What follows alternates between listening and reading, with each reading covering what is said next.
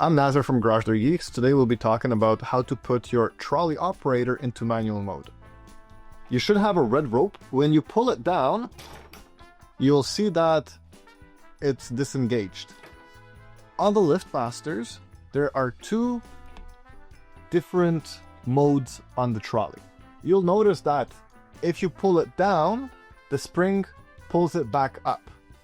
If we pull it down and back, the spring will stay stretched.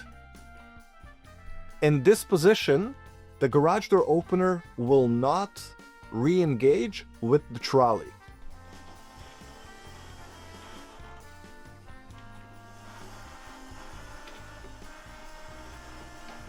For it to be re-engaged to the motor, the spring must be springy.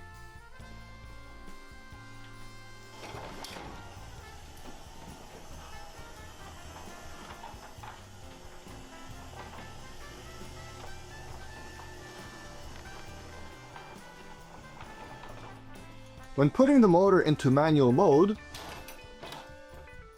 we're able to lift the door with a hinge. You can lift it with a strut, and some doors will even have a handle for you to lift it with. With most garage door openers, you're able to leave it in any position, have the trolley engaged, and run the operator to catch the door.